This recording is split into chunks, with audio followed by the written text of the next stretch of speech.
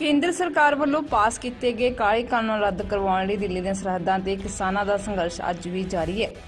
ਦਿੱਲੀ ਧਰਨੇ ਤੇ ਬੈਠੇ ਕਿਸਾਨਾਂ ਦੇ ਖੇਤਾਂ ਦੀ ਦੇਖਭਾਲ ਲੋਕਾਂ ਵੱਲੋਂ ਕੀਤੀ ਜਾ ਰਹੀ ਹੈ। ਕਿਸਾਨਾਂ ਦੇ ਖੇਤਾਂ ਦਾ ਹੋਰ ਲੋਕਾਂ ਵੱਲੋਂ ਖੇਤੀ ਕਰਕੇ ਧਿਆਨ ਰੱਖਿਆ ਜਾ ਰਿਹਾ ਹੈ।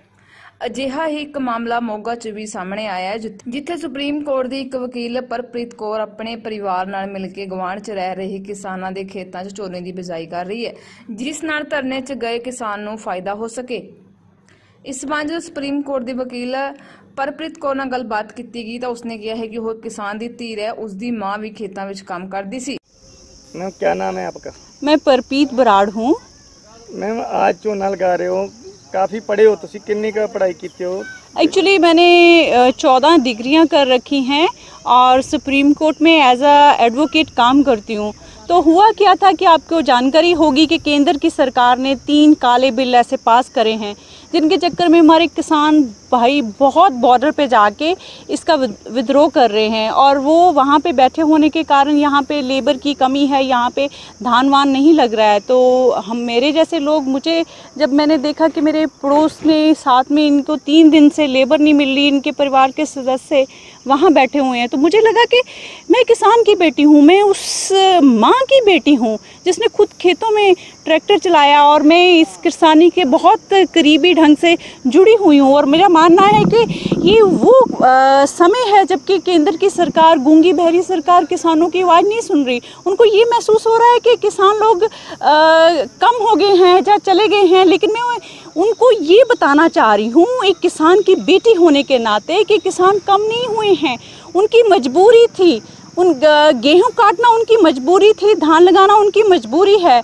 और वहाँ पे बॉर्डर पे बैठे हुए जो किसान भाई हैं, मैं उनको ये बोलना चाहती हूँ कि भाइयों, जब कभी फौजी लोगों का ट्रक पास से गुजरता था, बचपन से लेकर अभी तक मेरा ये हाथ उठता था उनके लिए कि ये वो लोग हैं जो बॉर्डर पे अपने सीने पे गोली खाते हैं। अभी आपके लिए ये मेरे दोनों हाथ उठ रहे हैं और मैं आपको कहती हूँ कि आप इस गूंगी बहरी सरकार के लिए वहाँ पे संघर्ष करें और मेरे जैसे जो लोग जो एसी में बैठ सकते हैं वो आपकी खेत संभालेंगे, आपकी खेती को संभालेंगे। और दूसरा, मैं केंद्र की सरकार को एक मैसेज देना चाहती हूँ, मैं उनको बोलना चाहती हूँ कि ये चिंगारी वहाँ से छिड़ी है, वहाँ से छिड़ी है जहाँ पे गुरु गोबिंद सिंह जी की फौज ने, उनके बच्चों ने जंगल में रहकर बिना खाए पिए पत्थरों पे सोकर मुगलों के साथ लोहा लिया था। ये लोग पीछे नहीं हटने वाले। आप इस गलत फहमी में मत रहिए कि ये लोग वापस आ जाएंगे। अगर आपका रवैया ये है कि आपने ये बिल वापस नहीं लेना, किसान भाइयों का और एक बेटी और ऐसे बहुत सी बेटियां और बच्चों का ये आपसे मैसेज है कि हम लोग भी पीछे हटने वाले नहीं है, चाहे हमारे सर कट जाएं। मैम आज ट्रैक्टर भी चलाया आपने, कद्दू भी किया, तो काफ़ी गर्मी भी काफ़ी थी, थोड़ा गर्मी नहीं महसूस हुई? एक्चुअली ये हमारे आप भी किसान हैं, जानते होंगे हमारे शरीर इस तरह से बने हुए हैं, हमें गर्मी सर्दी का कुछ ज़्यादा फ़र्क महसूस नहीं होता, क्योंकि कोई भी किसान 14 से 16 घंटे अपने खेत में रहता है। कि किसान की खेत तो उसकी माँ होती है, तो हम लोगों को यहाँ पे मिट्टी में चल के मिट्टी के साथ नहीं रहे तो हम लोग बीमार पड़ जाएंगे। हम लोग ये मिट्टी के साथ जिंदा रहने वाले लोग हैं, जिसको केंद्र की सरकार छीनना चाहती है, कॉरपोरेट वर्ल्ड को देना चाहती है, बड़े बड़े घरानों को देना चाहती है। मैम जिस तरह पिछले बार गेहूं का सीजन पे भी देखा गया कि किसान परिवार से महिलाओं खेत पे गया पानी पुनी, इस बार भी जो चुने के सीजन है महिलाओं किस तरह आगे आ रहा है काम करने के लिए?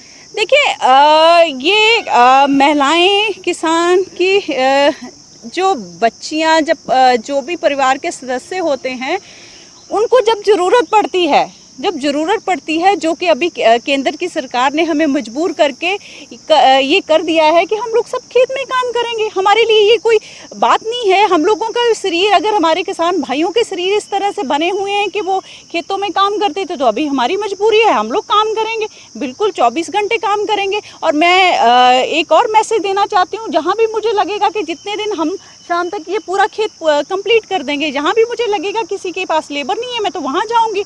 और मैं दूसरी आज की नई जनरेशन को ये मैसेज देना चाहती हूँ कि अगर हम सोए रहे, अगर हमने इस समय केंद्र की सरकार के अगेंस्ट ये संघर्ष जारी नहीं रखा, तो आने वाली पीढ़ियाँ हमें प्रश्न करेंगी कि आप सोए क्यों रहे थे, क्योंकि ये बिल क्या है, किसानों को मजदूर बनाना, ब्लैक मार्केटिंग को बढ़ावा देना, कॉरपोरेट वर्ड्स को खुलेआम ये छुट्टी देना कि आप जिस तरह से जिस प्राइस से आप खरीदना चाहते हो किसान की फसल खरीदो और जिस प्राइस से बेचना चाहते हो आप बेचो।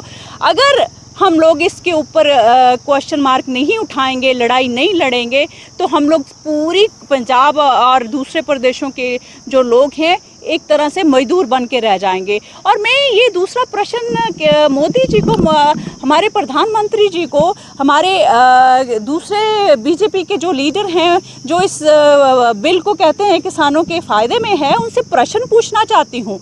आप कहते हैं कि किसान पढ़ा लिखा नहीं है, मेरे जैसा आदमी पढ़ा लिखा नहीं है, मोदी जी के पास तो ठीक सी डिग्री है। मोदी जी की डिग्री के ऊपर प्रश्न तो अभी उठना ही चाहिए, बिल्कुल उठना चाहिए। उनको समझ नहीं आ रहा, पूरे हिंदुस्तान में हमारे पास 2 मॉडल मौजूद हैं।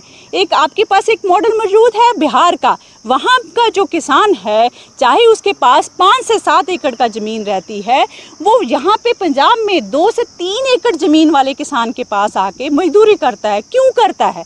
क्योंकि उसकी सालाना आय 44,000 समथिंग है और पंजाब के किसान की आय 1,27,000 समथिंग है।